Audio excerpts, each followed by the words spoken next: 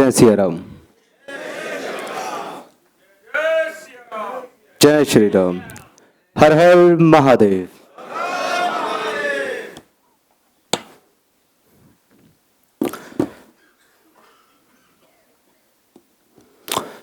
बातें तो काफ़ी सारी मुझे करनी थी स्टार्ट से।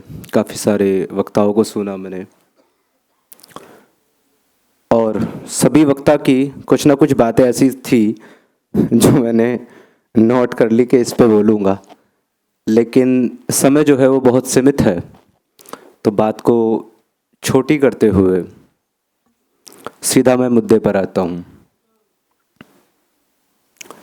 हम सभी लोग जो है इस पर चर्चा करने के लिए हर प्रोग्राम में जुड़ते हैं। दादा भी समय समय पर जो है न्याय मंच के प्रोग्राम करते रहते हैं। आप सभी लोग आते हैं, अपना योगदान देते हैं और एक ही बात हमेशा की जाती है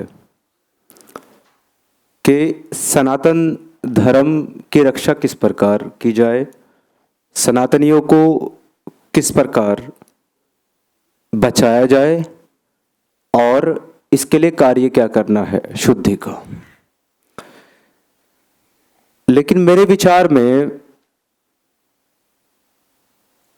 शुद्धि का जो कार्य है वो अति आवश्यक तो है, परंतु इसको कामयाब बनाने के लिए, सक्सेसफुल बनाने के लिए दो और कार्य हैं जो हमें पहले करने होंगे। अगर हमने ये दो कार्य नहीं किए तो शुद्धि का जो हमारा एक आंदोलन है वो लगभग 90% कामयाब नहीं होगा। 10% हो सकता है, जैसा कि नंबर्स है। और वो दो काम ये हैं, उसमें पहला तो ये है कि जो लोग बाहर की चीज़ों को या बाहर की जो आइडियोलॉजी है उसको छोड़ करके सनातन धर्म में वापसी करते हैं, उन लोगों को संरक्षण देना होगा और उन लोगों को अपने परिवार के रूप में हमें स्वीकार करना होगा।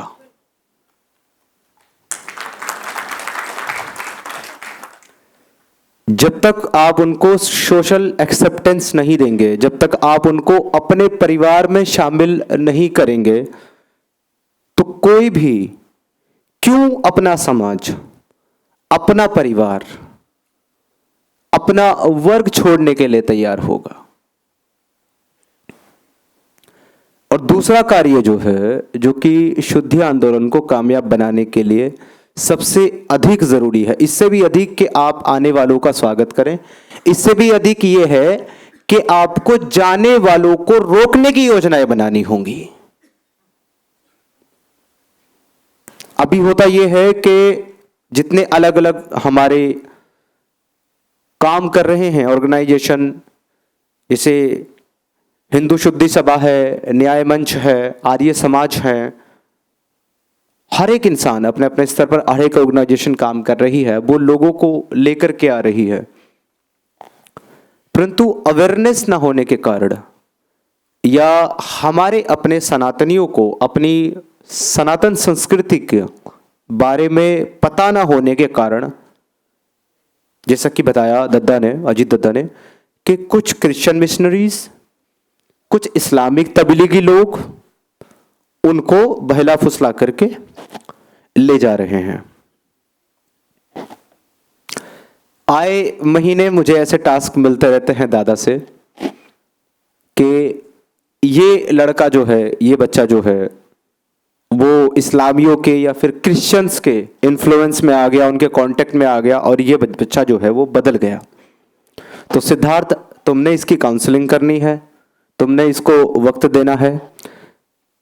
अब मुझे इस पर जितना कार्य करना होता है कि मैं इस्लामियों के साथ डिस्कशन करके उनको ये समझाऊं कि इस्लाम क्या आइडियोलॉजी है और सनातन संस्कृति क्या है, उससे ज्यादा मेहनत मुझे इस पर करनी पड़ रही है कि बाहर जाने वाले बच्चों की काउंसलिंग करनी पड़ रही है कि आप कहां चले गए। तो ये हमारे लिए बहुत दुखद का विषय है। हमें अपने बच्चों को, अपनी नई पीढ़ियों को अगर हम सनातन नहीं पढ़ा सकते, नहीं समझा सकते, तो एटलीस्ट उनको इतना हमें बताना पड़ेगा कि हमारी सनातन संस्कृति इस्लाम, क्रिश्चियनिटी या किसी भी XYZ जो एक आइडियोलॉजी है उससे किस प्रकार से भिन्न है और किस प्रकार से उससे अच्छी है और मानवीय है। यदि माता पिता के पास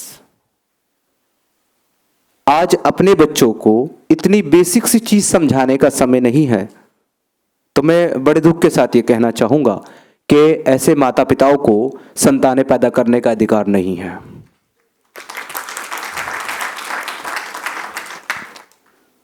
तो अपनी पीढ़ी को इसके लिए एजुकेट कीजिए।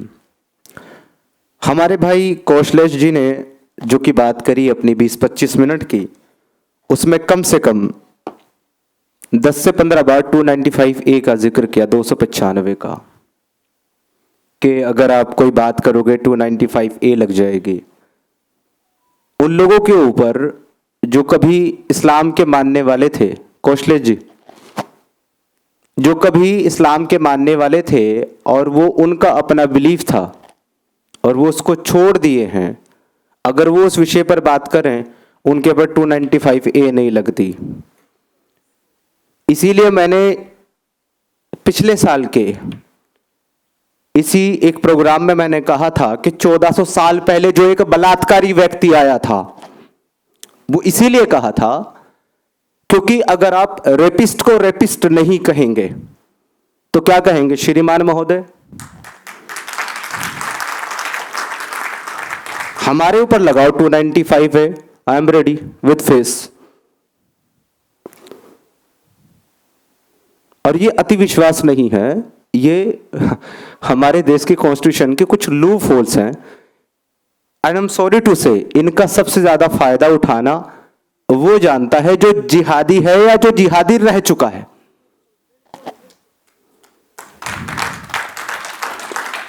अनफॉर्चुनेटली किसी भी इंसान का जन्म लेना, पैदा होना, ये उसके हाथ में नहीं होता।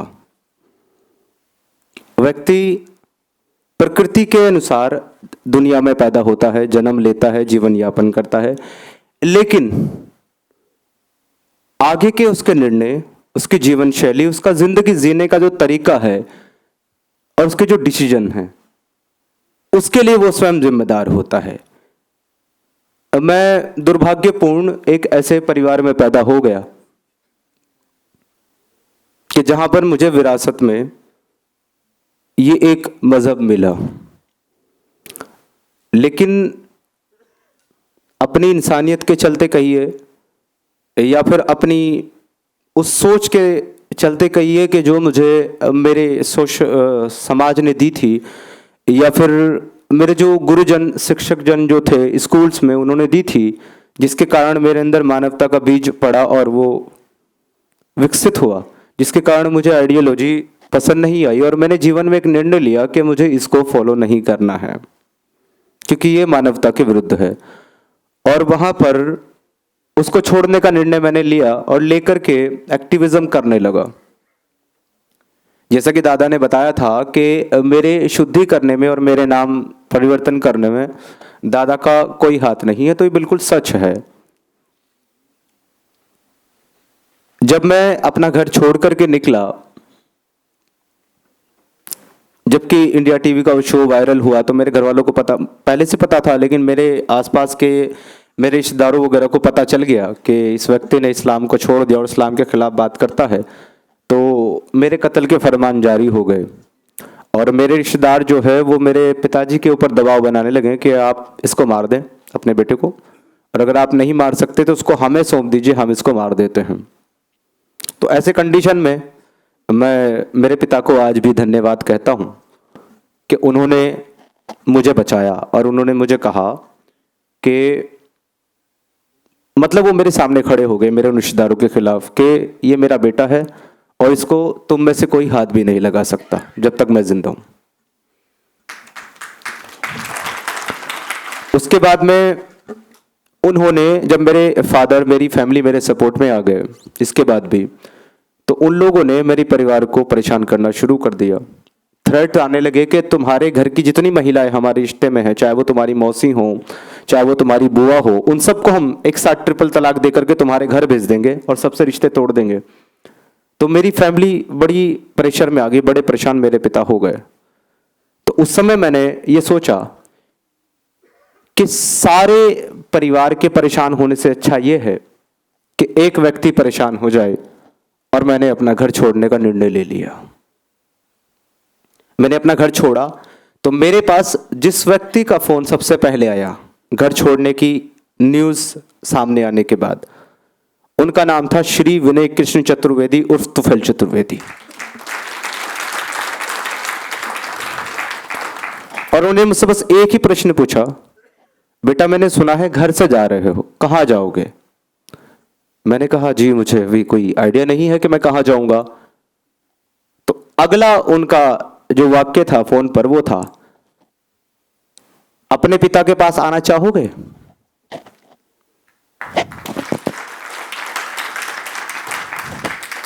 मैंने कहा जी जरूर, नोएडा आ जाइए, मैं आपको रिसीव कर लूंगा।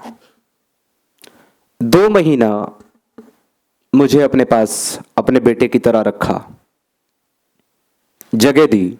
उसके बाद जब मैंने शिफ्ट होना चाहा, अकेले काम करना चाहा, अलग रह करके मेरे लिए मकान की व्यवस्था की, उसमें फर्नीचर की व्यवस्था की, हर एक चीज का इंतजाम दादा ने मेरे लिए किया है। उसके बाद एक्टिविज्म करते हुए एक समय पर किसी सज्जन ने मुझे श्रीमद् भगवत गीता सजेस्ट की, और जब वो पढ़ी तो जैसे सारे द्वार खुल गए और समझ में आ गया कि जीवन क्या है और जीवन क्यों है और किस लिए ये जीवन मिला है। भगवत गीता पढ़ने के बाद मैंने निर्णय लिया कि मैं सनातन धर्म को अपने पथ के रूप में अपनाऊंगा। तो जब शुद्धि कराने के लिए मैं यहीं दुआ जी के पास आया, सुभाष दुआ जी के पास, इसी जगह पर, इसी आर्य समाज ऑडिटोरियम में, तो उन्होंने मुझे पूछा कि क्या नाम लिखना चाहते हो? मैंने कहा सिद्धार्थ चतुर्वेदी। इस तरह से पहला Sadakat Qureshi, ex Muslim Sameer channel के नाम से मशहूर, आप लोग जानते, वो सिद्धार्थ चतुर्वेदी बन गया। और चतुर्वेदी लगाने का जो कारण है वो कोई जातीय नहीं है, कोई वर्ण नहीं है, क्योंकि मैं इन सब चीजों में बिलीव नहीं करता। चतुर्वेदी लगाने का कारण ये था कि ऐसे व्यक्ति को सम्मान देना चाहता हूं जिसने नया जीवन स्थापित करने में मेरी सहायता की है।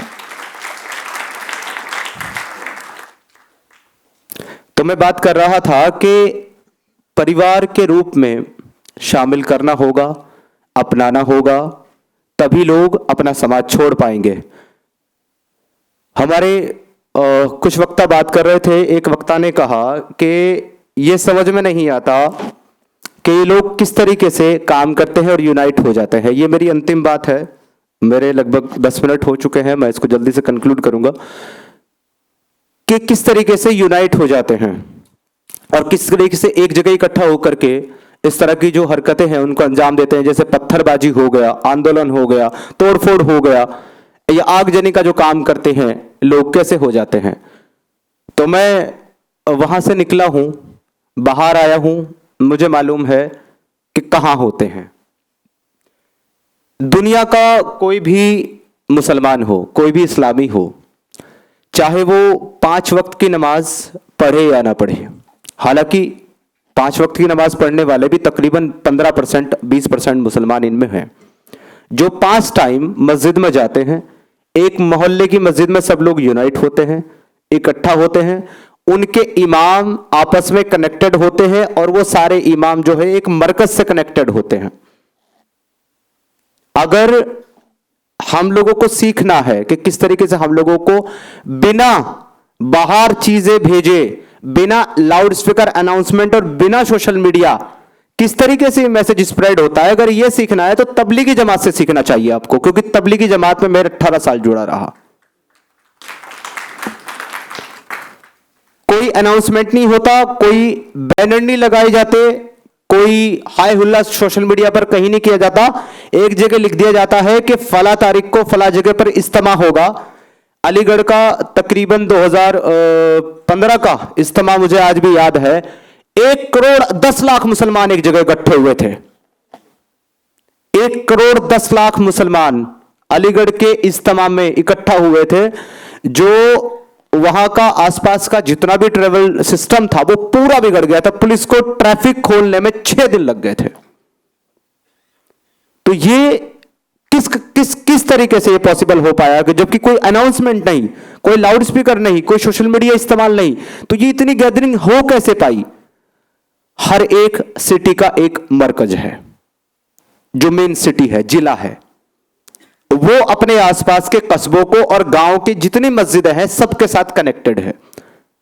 हर एक हफ्ते में एक दिन तय है, उस दिन हर मस्जिद से या हर बस्ती से एक आदमी वहां पर जाएगा मरकज में, वहां रात को रुकेगा, पूरी प्लानिंग पूरे हफ्ते की डिस्कस की जाएगी और वो व्यक्ति वापस आएगा अपनी मस्जिद में हर नमाज के बाद। वो जो डिस्कशन का एक निकला है ना रिजल्ट मरकज में, उसको मस्जिद में 5 टाइम वो अनाउंस करके बताएगा।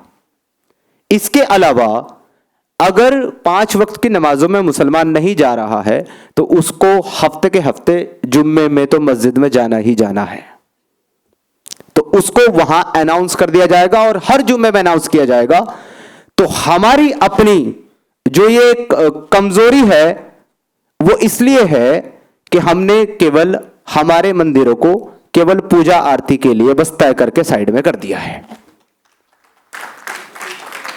जबकि हमारे मंदिर, जिनको हम मंदिर के रूप में आज रखते हैं, ये मनन केंद्र हुआ करते थे जहां पर सारे डिसीजन, हालांकि राज्य का जो मुखिया होता था राजा, वो भी मनन केंद्र के अंदर बैठ करके अपनी सभाएं लगाता था और राजसभाएं लगती थी और प्रजा सभाएं लगती थी और इसी के कारण जो है जनमानस तक संपर्क रहता था।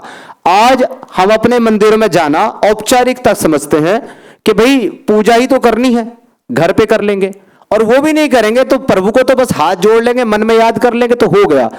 पूजा के लिए मंदिर जाना आवश्यक नहीं है, बिल्कुल भगवान को याद करने के लिए मंदिर जाना आवश्यक नहीं है, परंतु हिंदुओं को एकजुट करने के लिए, एक ऐसे प्लेटफॉर्म पर लाने के लिए जहां आप अपने डिस्कशन करें, अपनी समस्याओं का निवारण हो इकट्ठे बैठ करके, उसके लिए मंदिर जाना आवश्यक है। आप हम क्यों नहीं कर सकते जब ये इस्लामी कर सकते हैं, जब ये इज्तिमा कर सकते हैं, जब ये जलसे कर सकते हैं, जब ये जुमे के खुतबे में चीजों को पहुंचा सकते हैं, भड़का सकते हैं, तो क्या सनातनी दूसरों को मारने की बजाय खुद को बचाने के लिए भी योजना नहीं बना सकता?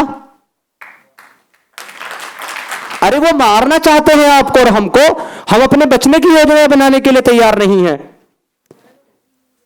क्या होगा हमारा इस प्रकार से? बातें हम इतनी करते हैं।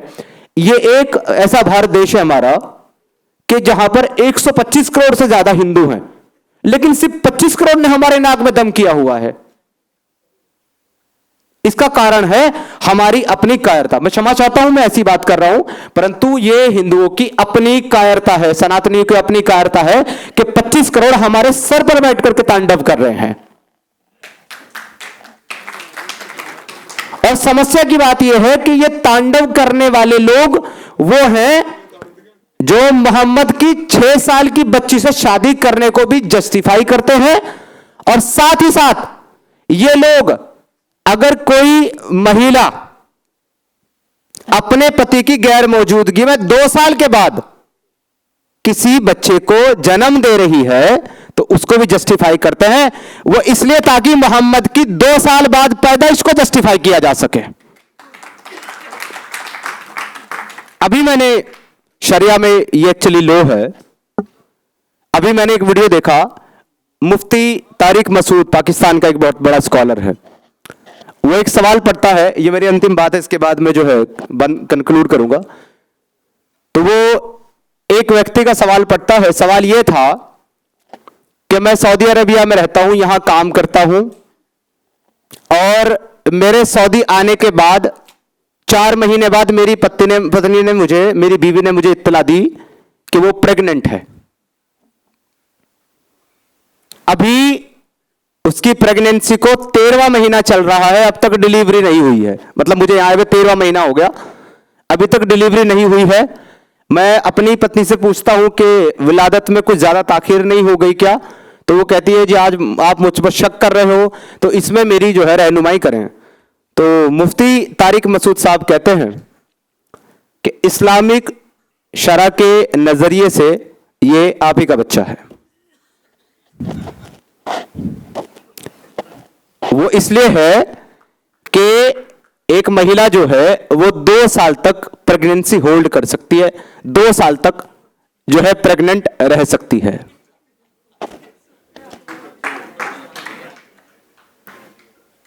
क्यों रह सकती है? दुनिया के वर्ल्ड के मेडिकल रिपोर्ट में सबसे लेटेस्ट प्रेगनेंसी और डिलीवरी का जो रिकॉर्ड है वो 10 महीना और 18 दिन है। इससे लेट आज तक किसी की प्रेगनेंसी नहीं। लेकिन इस्लामियों की मेडिकल साइंस 2 साल तक लेडी को प्रेग्नेंट करके रखती है। वो इसलिए कि प्यारे मोहम्मद रसूल अल्लाह का जन्म अपने अब्बा की वफात के 2.25 साल के बाद हुआ था। तो उसको जस्टिफाई करने के लिए आज भी लेडी को 2 साल तक प्रेग्नेंट बना देंगे। यानी एक इनका सीधा कॉन्सेप्ट है, हराम को हलाल बनाने के लिए और हलाल को हराम बनाने के लिए दुनिया की हर हलाल चीज को हराम और हर हराम चीज को हलाल बना देंगे।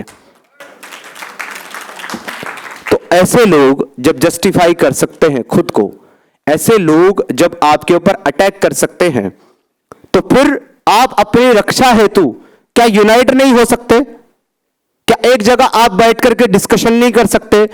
मैं तो कहूंगा आज से ये रूटीन शुरू कीजिए। हर शाम को अपने मंदिरों में गैदर हुइए, इकट्ठा हुइए और इकट्ठा होकर के अपनी योजनाएं बनाइए।